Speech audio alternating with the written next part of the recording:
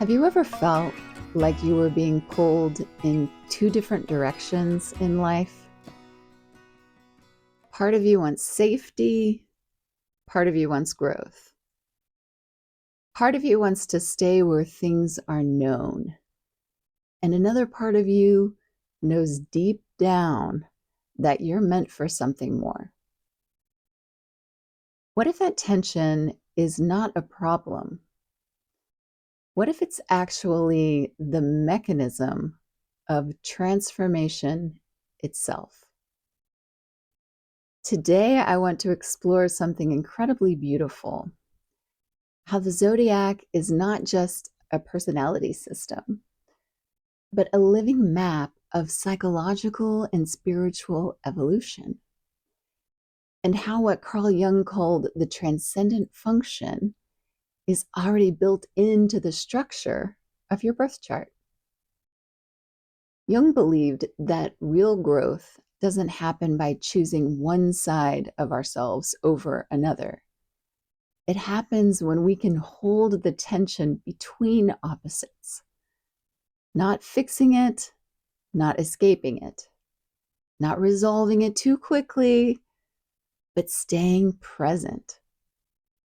For example, the part of you that wants control and the part of you that needs surrender, the part that wants connection and the part that wants independence, the part that feels fear and the part that longs to move forward anyway.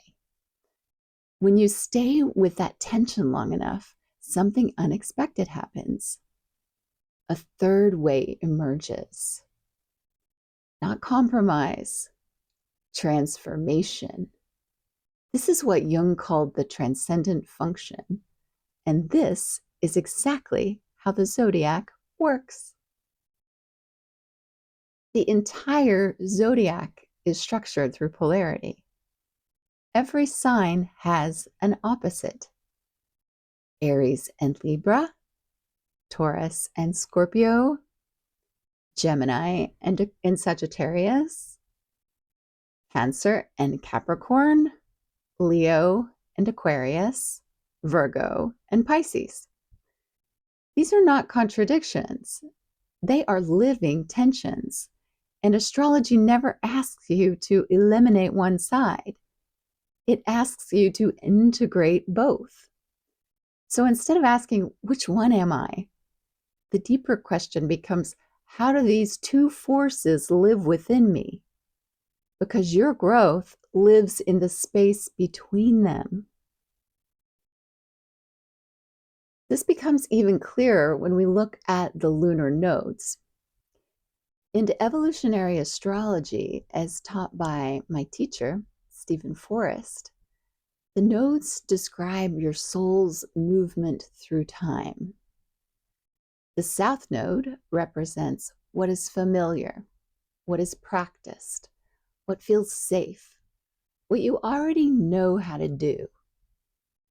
The north node represents what is unfamiliar, what feels risky, what stretches you, what calls you forward. And here's the key: you are not meant to reject your south node, and you are not meant to instantly become your north node. Transformation happens in the tension between them. When you bring awareness to your patterns while still choosing new behavior. That moment right there is the transcendent function. This is where contemplative practice becomes incredibly powerful. In practices like insight meditation, you begin to observe your inner world, sensations, reactions, emotional patterns. You start to see your conditioning clearly. You recognize, I've been here before. That's South Node awareness, becoming conscious. But awareness alone is not the full path. There comes a moment where you must act differently, speak differently, choose differently, step into something unfamiliar. That's the North Node. So we could say awareness reveals the pattern. Courage transforms it. And again, the magic happens between the two. One of the most beautiful expressions of this is the Virgo-Pisces axis. Virgo is precise, discerning, grounded in reality, attentive to detail. Pisces is expansive, intuitive, surrendered, connected to the whole. If you lean too far into Virgo, you can become overly critical or stuck in fixing everything. If you lean too far into Pisces, you can become ungrounded or lost in fantasy. But when these two energies meet consciously, something extraordinary happens. Clarity becomes compassion. Structure becomes creativity. Service becomes devotion. You become both grounded and open. This is the transcendent function in motion. So rather than seeing your chart as something static, you can begin to see it as a living process, a dynamic field of tension. Every opposition in your chart, every nodal axis, every moment where you feel pulled in two directions is an invitation, not to choose one side, but to become something new. Your life is not asking you to be perfect. It's asking you to be whole. If you're a creative person or someone on a spiritual path, you may feel this tension very strongly between solitude and expression, discipline and inspiration, vulnerability and visibility. This is not a flaw. This is your creative engine.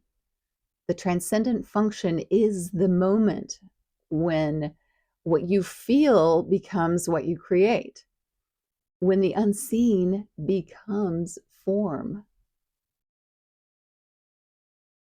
So the next time you feel tension in your life, instead of asking, how do I fix this?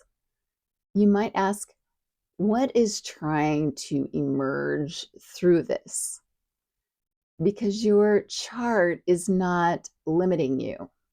It is guiding you gently, persistently toward a deeper version of yourself.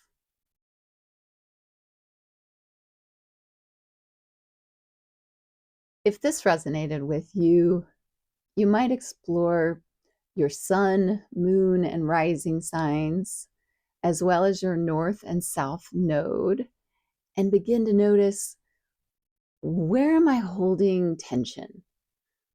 What might be trying to emerge? If you'd like deeper guidance, I offer evolutionary astrology readings and written reports where we explore your unique path in depth. And if you enjoyed this, don't forget to subscribe for more contemplative astrology. Thanks, and see you next time.